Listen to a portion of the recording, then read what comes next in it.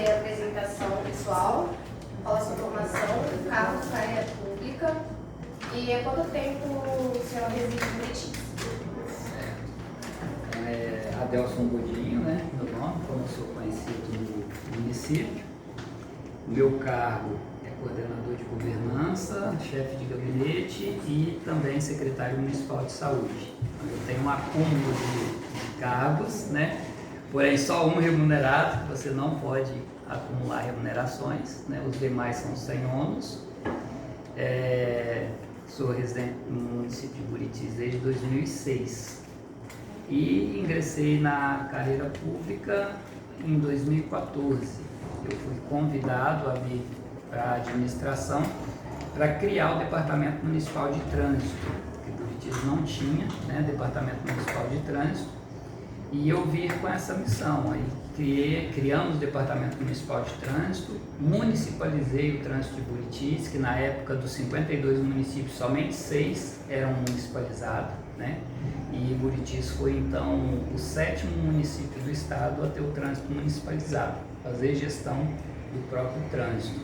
E depois também eu trabalhei na criação da Coordenadoria de Proteção e Defesa Civil, que foi uma coordenadoria essencial naquela enchente de 2015, que eu creio que muitos se recordam, né, daquela enchente. Então, a Coordenadoria de Proteção e Defesa Civil atuou de forma precisa, né, no momento. Então, assim, eu considero uma providência de Deus, quando nós criamos a coordenadoria em 2014, né, e em 2015 precisamos e muito, certo?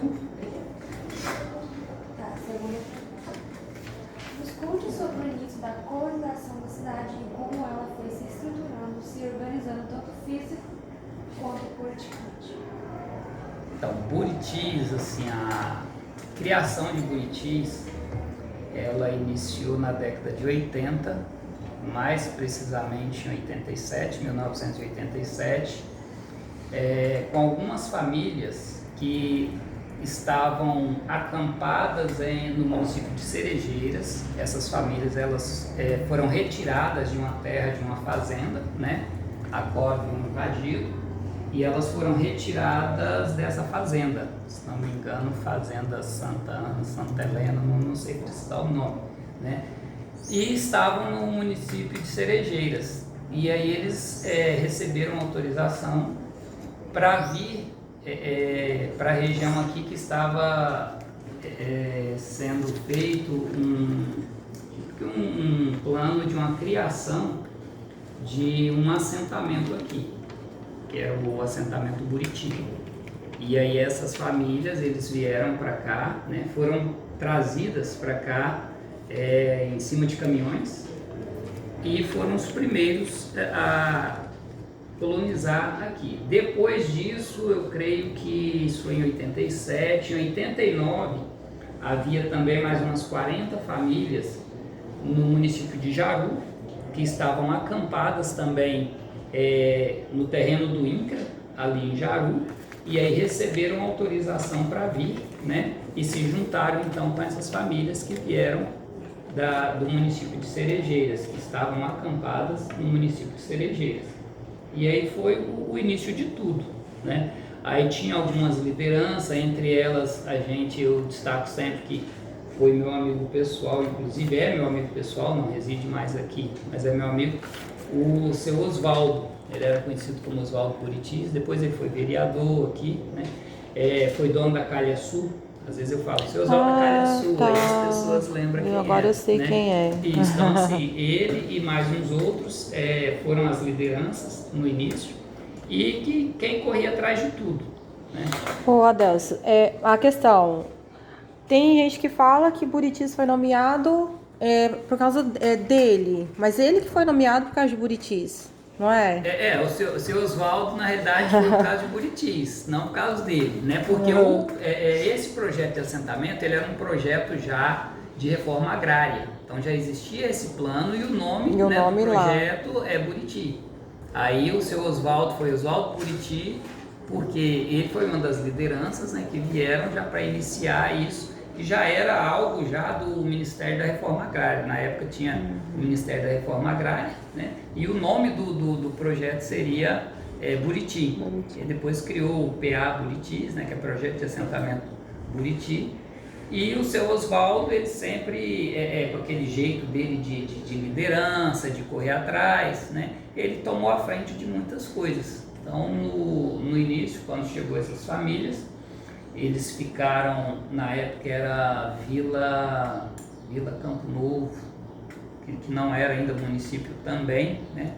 E ficava mais ou menos 2 quilômetros, a estrada chegava a mais ou menos 2 quilômetros aqui do centro de Buritis. Parava ali, onde hoje temos o parque ali de exposição, o Dalan Saí, que ele era madeireira. E aí ele também foi um dos que, o seu Oswaldo, né, junto com os outros, Donizete, eles foi um dos que encabeçaram também a abertura da primeira avenida, para criar o núcleo urbano, que até então era tudo rural, né? Então, somente a área rural. E aí começou a criar o núcleo urbano e a cidade foi estruturando a partir daí. Então, a Avenida Ayrton Senna, ela foi aberta por um trator da madeireira do Dalan, que aí eles abriram, foi destocada, né?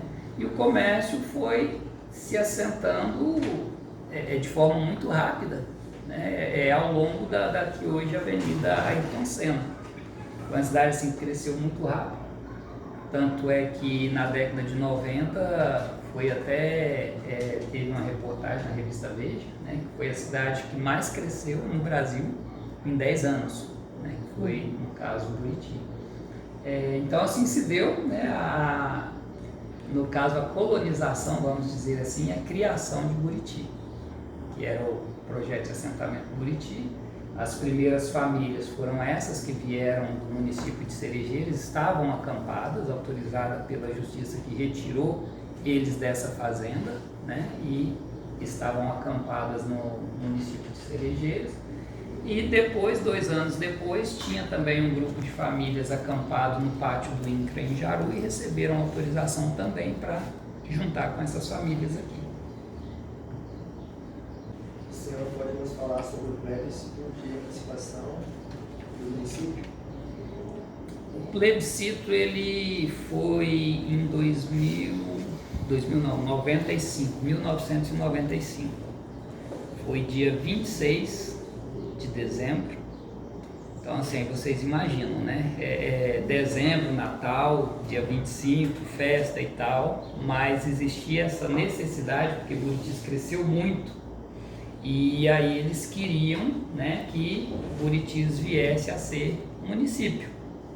E aí no dia 26 foi marcado o plebiscito, 26 de dezembro. Na época tinha uma média de 1.200, 1.200 e poucos eleitores em Buritis, e compareceram para votar acho que uns 850 mais ou menos, né? A grande maioria optou por votar a favor de que viesse a ser um município, né? E a gente tinha na época o deputado Donizete, que hoje ele é dono da farmácia Paraná, em Ariquemes. Então, Donizete José, na época ele era deputado, e ele foi um dos que se empenhou muito com esse plebiscito. E aí, quando foi votado no dia 26, ele se empenhou tanto que no dia 27 ele pegou a lei, no caso, né, que ainda não havia sido assinada pelo governador Valdir Rauch, e ele levou até o governador, que já estava embarcando no avião, que era final de ano, né? Então praticamente parado, recesso e tal no governo. Pois ele fez questão de pegar essa lei e levou até o governador, que estava embarcando no avião, para o governador sancionar. Então assinou e sancionou a lei. Então assim, o plebiscito foi feito no dia 26 e no dia 27 o governador já assinou a lei, que só assinaria em janeiro, né? Janeiro, depois, quando voltasse.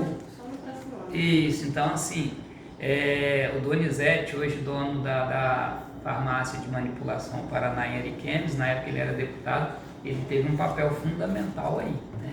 Então aí a lei foi sancionada em dia 27 de dezembro de 1995. Ô, Adelso, a gente acha o resultado dessa votação em algum arquivo, algum documento aqui em Buritis?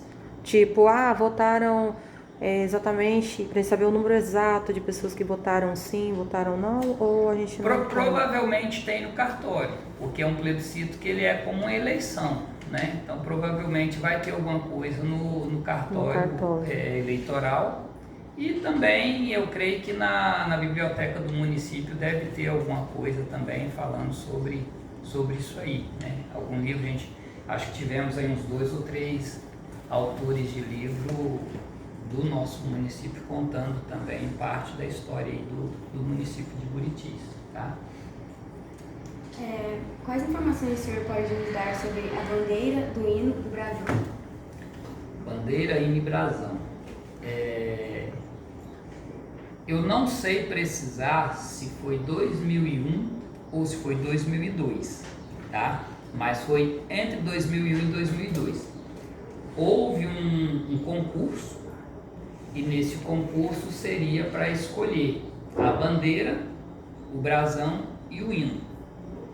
E aí na época a bandeira foi o que hoje é presidente da Câmara, vereador Moisés, né? Na época ele não era vereador, ele ganhou o concurso do desenho da bandeira. Então a nossa bandeira hoje, quem desenhou ela foi o nosso presidente hoje, atual presidente da Câmara, vereador Moisés. Ele ganhou esse concurso em 2001 ou 2002. O brasão foi uma professora, Maria Sueli. Hoje ela é aposentada, ainda reside em Buritis, né?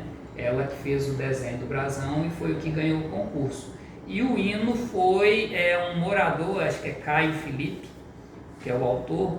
Ele não era morador de Buritis, ele é se eu não me engano, ele era de Cacaulândia. E aí a letra do hino dele, que é uma letra muito bonita, né? Que a gente sabe. E ele que foi quem compôs tanto o hino como a melodia também é dele, que às vezes a pessoa escreve a letra e outro dá a melodia, né? E ambos é dele, tanto letra e melodia. Só que ele não era de Buritis. O hino, se eu não estou enganado, morador de Cacaulândia.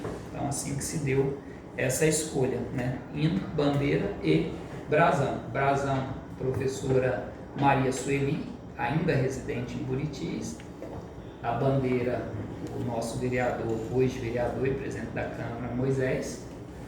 E o hino, Caio Felipe, que era residente da cidade de Cacaulândia.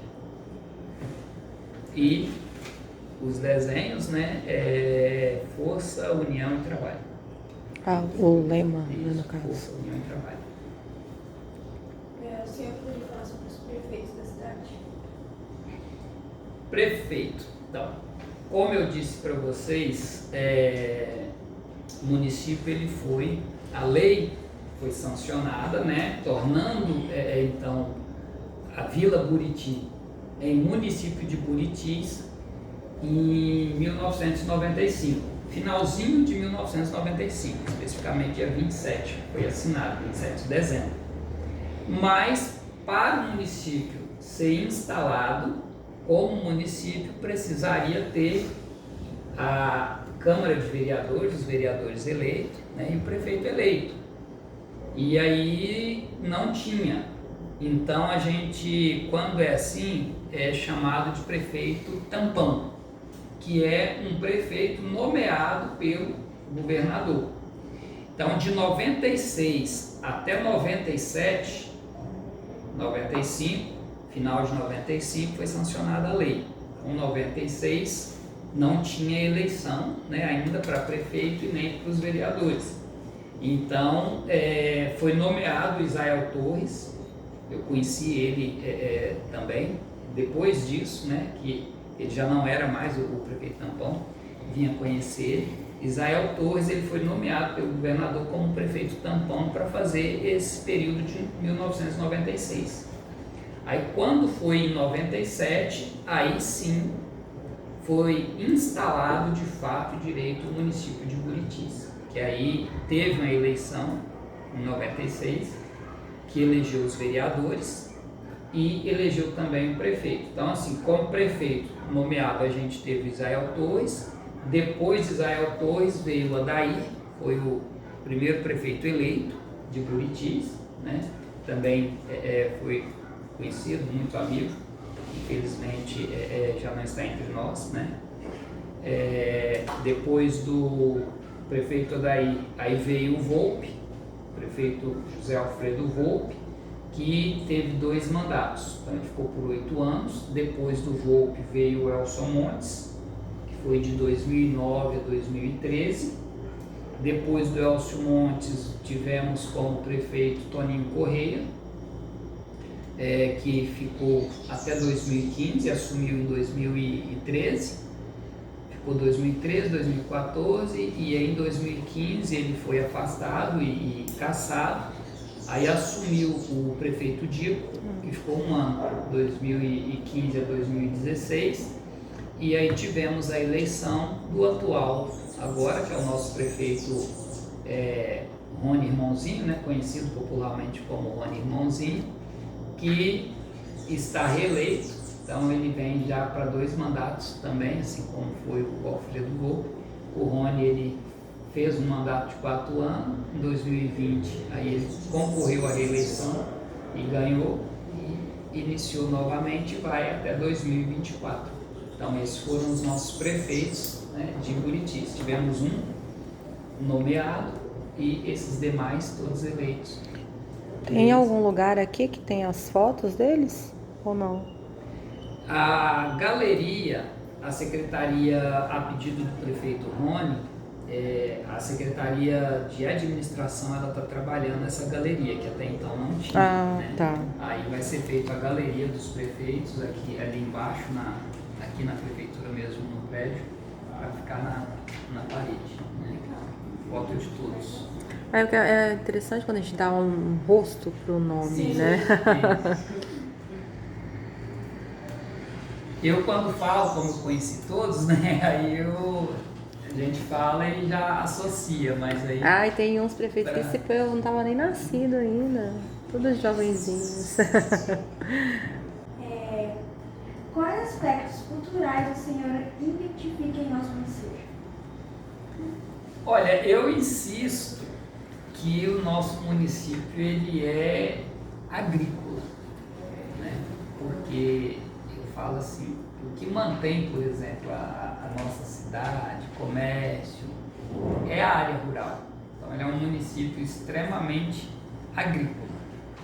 A nossa produção, a nossa economia, ela vem, que dá essa sustentação é a agricultura. No início era indústria, porém indústria madeireira.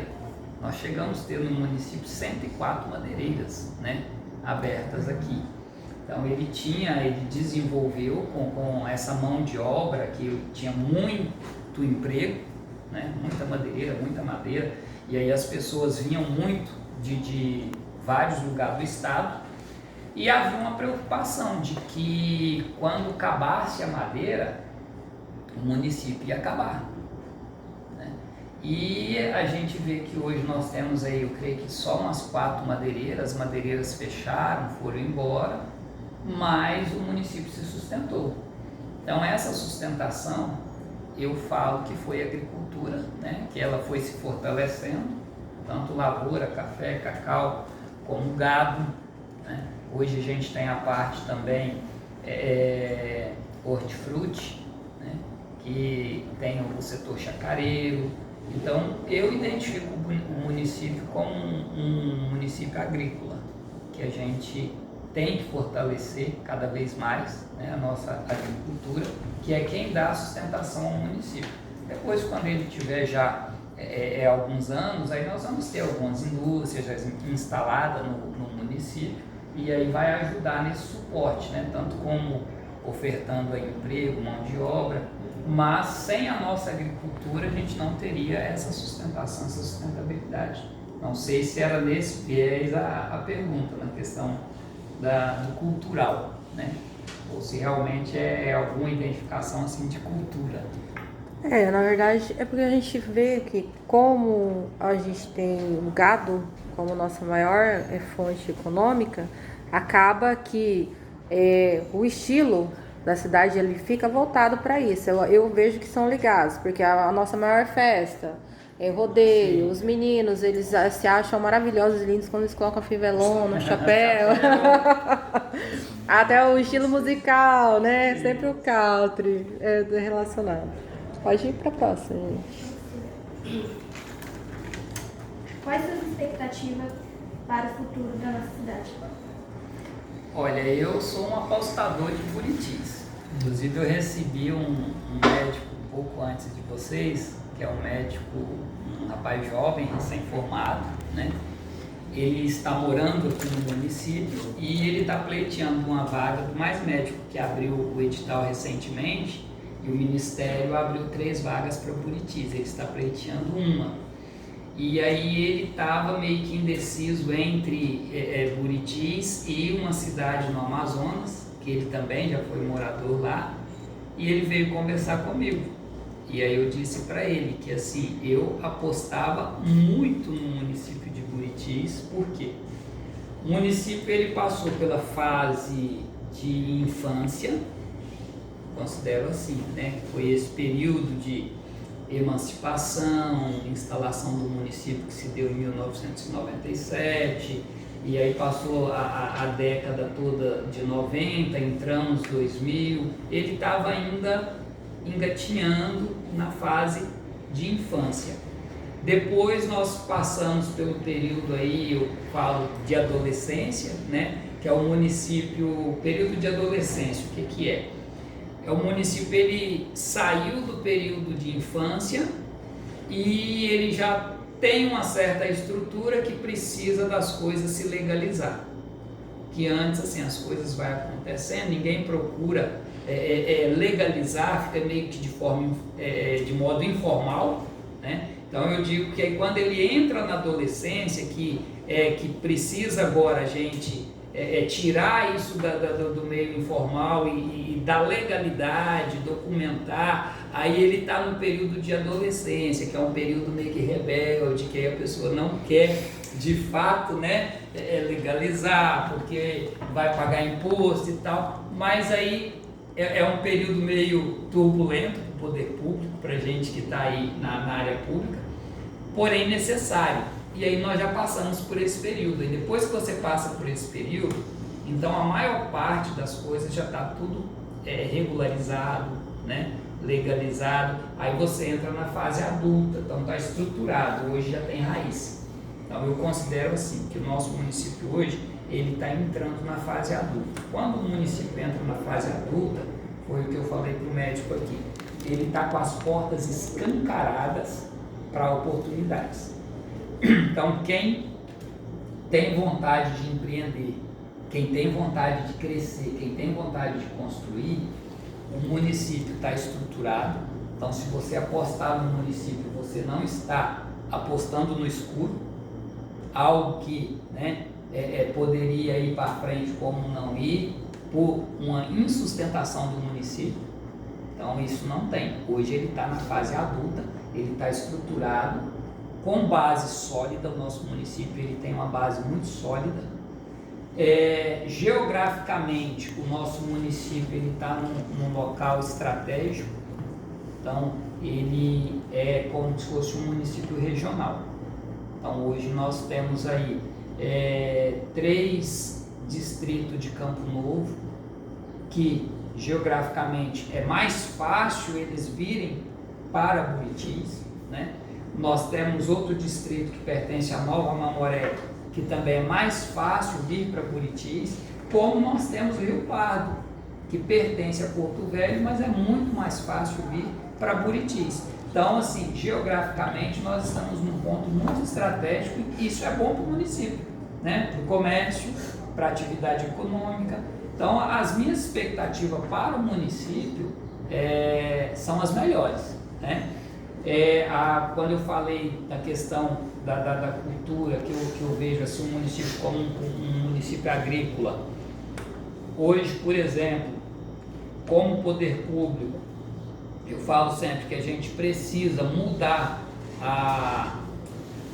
a estrutura administrativa da Secretaria de Agricultura, por exemplo, que ela foi criada lá no início, né, e até hoje ela não sofreu essa transformação. Está no momento de transformar. A transformação vai ser essa: em vez de Secretaria Municipal de Agricultura, tornar ela uma Secretaria de Desenvolvimento Agrícola.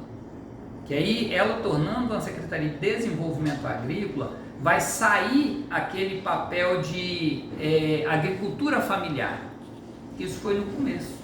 Agora não. Agora o produtor rural, por exemplo, ele não quer plantar para comer. Ele quer plantar, né, para ele ter ganho, para ele inserir ali a produção dele na economia. E isso é o momento que nós vivemos hoje. E a Secretaria de Agricultura, ela tornando uma Secretaria de Desenvolvimento Agrícola, ela vai poder dar essa assistência. Que não vai se oferecer aquele serviçozinho limitado, não. Ela vai poder acompanhar com um engenheiro agrônomo, com um veterinário para melhoramento do rebanho. E aí, de lá, a gente vai ter o crescimento ainda maior da cidade. E é onde eu falei para o médico, né? Aí um médico novo, como ele e a esposa são médicos, eles são formados, tem a porta aberta aí para abrir uma clínica para daqui a uns anos, né, ser a clínica. E isso em todas as áreas. Então vocês que são jovens, por exemplo, vocês vão crescer junto com a cidade e as possibilidades são enormes, né? Às vezes a gente vê com os jovens que o sonho deles é sair daqui.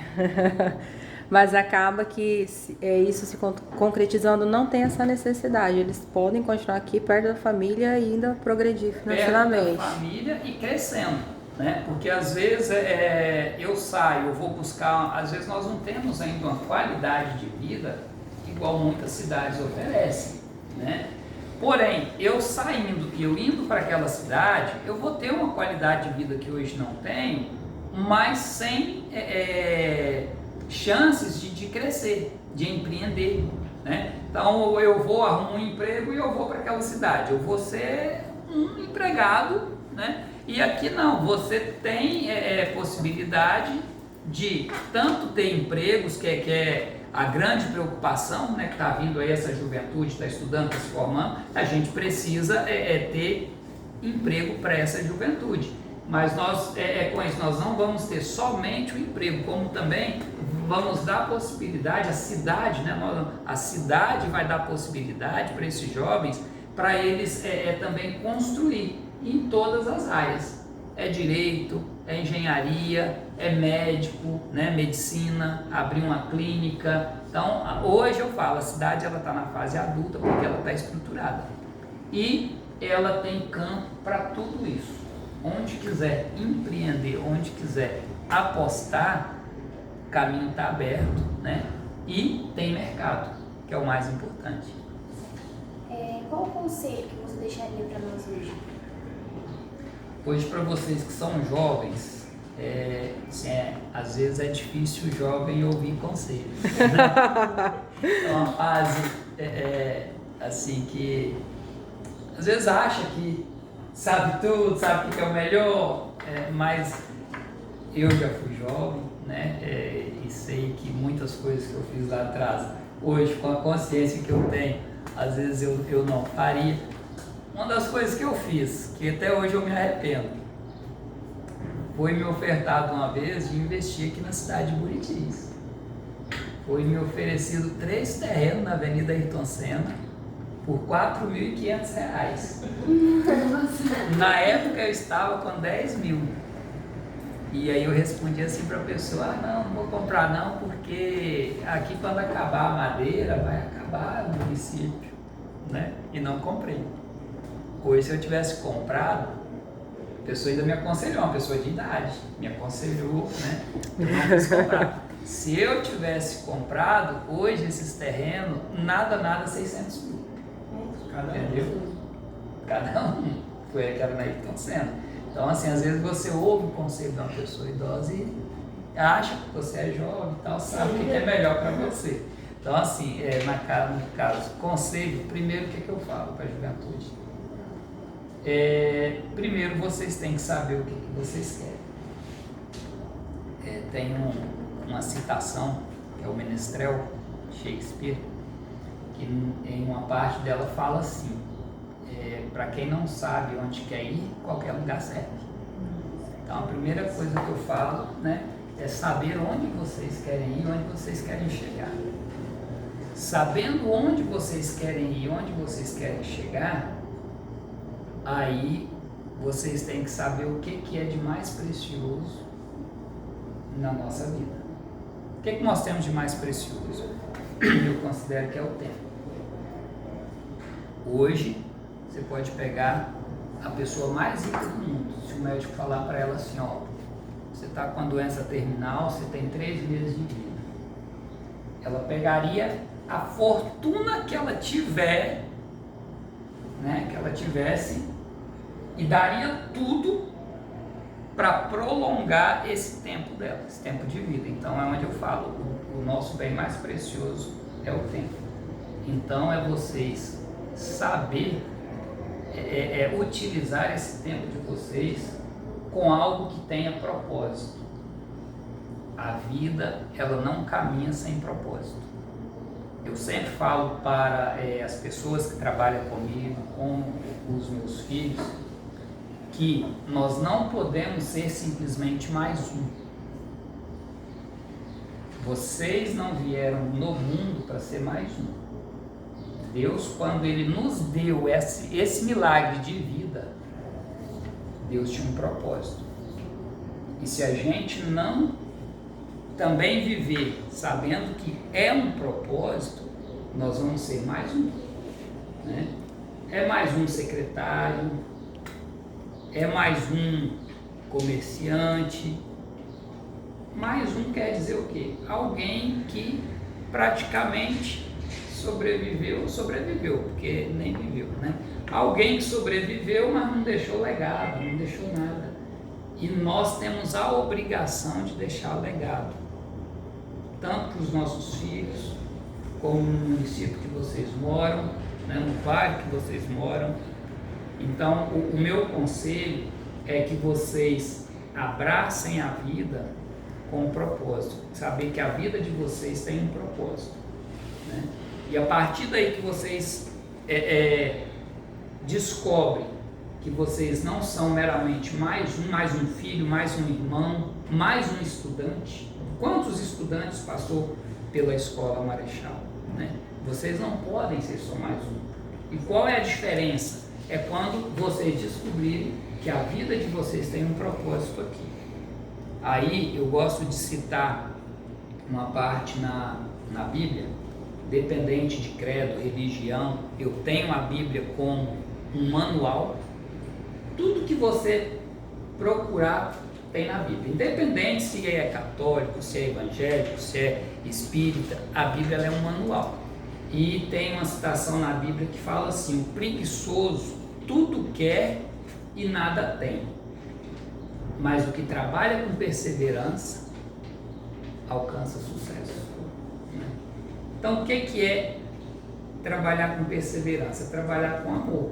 Então vocês têm que ter amor por tudo que vocês fizerem, independente. Você está trabalhando como zelador, você tem que fazer com amor, né? Você é um professor, tem que fazer com amor, porque se você fizer com amor, você vai alcançar sucesso na vida, em tudo, e vai crescer. Então isso é o conselho que eu dou para vocês, né? É que não queiram ser somente mais um, mas que vivam a vida de vocês como um propósito de Deus na Terra. Mais alguma coisa que o senhor queira falar, algum tema, uma coisa que não falou, que a gente não perguntou? Como vocês são alunos na parte da educação, a educação no nosso município, ela foi algo assim, eu considero assim, muito bonito pela garra, que às vezes a gente não dá muito valor, né, aos professores. Não é o caso de vocês, que eu sei que vocês valorizam muito os professores de vocês, e talvez vocês não saibam, mas para a gente ter hoje as escolas que temos no município, né, e para a educação no município se enraizar e acontecer, nós tivemos um grupo aí de professores que trabalharam praticamente 1 ano de graça. Foi essa transição de município, né, de assentamento para município, depois a instalação. Os nossos professores, eles eram todos de Campo Novo, e aí quando foi instalado de fato o município de Buritis, esses professores foram transferidos para cá, né? Aí a zona rural já não pertencia, mas Campo Novo pertencia a Buritis, e aí esses professores, eles continuaram dando aula, tipo assim, sem patrão, né? Porque não eram mais de Campo Novo, também não eram do estado, e o município ainda não havia concretizado para poder ter esses professores. E aí todos continuaram dando aula. Na época eu creio que era entre 14 e 15 professores. Até acho que você conhece uma delas, a Ocilene, foi professora naquela época, né? Tá ainda professora até hoje. E eram 14 e 15, eles ficaram 1 ano dando aula praticamente não, de graça, sem receber, né? E depois, em um acordo com o governo do estado, o governo aceitou pagar parte desse período que eles estavam sem salário. Eles foram para receber para Porto Velho, em cima de uma carroceria de caminhão, para vocês terem uma ideia das dificuldades, né, para a gente manter a educação no município. Houve até um fato engraçado que a Ocilene me contou, que eles iam de caminhão, aí na época era mato, não tinha lanchonetes igual hoje, que você para, tem banheiros, tudo arrumadinho, né? E aí tinha que parar no meio da estrada para eles irem no mato ali para fazer a necessidade, e com isso deixaram um professor para trás. Coitado, oh meu Deus! Pedido, e foram dar por fé, tinham chegado no destino, né? Então, assim, eu estou contando isso para vocês verem a dificuldade, às vezes, né, para a gente valorizar, porque qualquer uma outra profissão teria abandonado. Eu considero assim, professora Carol, qualquer uma outra profissão, né? Eu vou trabalhar aqui, quem é meu patrão? Quem vai me pagar? Não, né? Não, mas na nossa escola a gente até brinca, tem essa história, leciona por amor. Porque eles jogam esse apelo emocional em cima da gente, porque a gente gosta dos estudantes. Você começa a ter uma conexão com o estudante e eles usam isso, criando, né? Esse vínculo, mas é uma profissão que, de fato, assim, a gente sabe que você... eu não falo leciona por amor. Não, leciona por amor, não. Leciona com amor. Com amor, mas né? por amor... Não. Mas assim, eu falo, quando eu vejo esse episódio que aconteceu, né, nessa transição de município de Buritis, eu falo que se fosse qualquer outra profissão teria abandonado, né? Mas esse grupo de professores, eles não abandonaram, permaneceram, e hoje eu tenho certeza que cada um deles tem orgulho de ver alunos como vocês, né? De ver as escolas hoje que nós temos no município, tanto municipal como estadual, porque eles fizeram parte disso. E aí entra aquela questão que eu falei, né? Não ser mais um. O legado. Eles não foram mais um professor, mais uma professora. Eles foram professores que vieram, tiveram um propósito, e hoje está aí os frutos. É muito bonito, né? Da gente se ver. Mandar um abraço para a professora Ocilene, né? Que foi uma das que estava nesse meio e que fez bastante pela educação do nosso município. E em nome dela, todos os outros demais, né, professores. Valeu. Acabou as perguntas, né, gente? Acabou, né?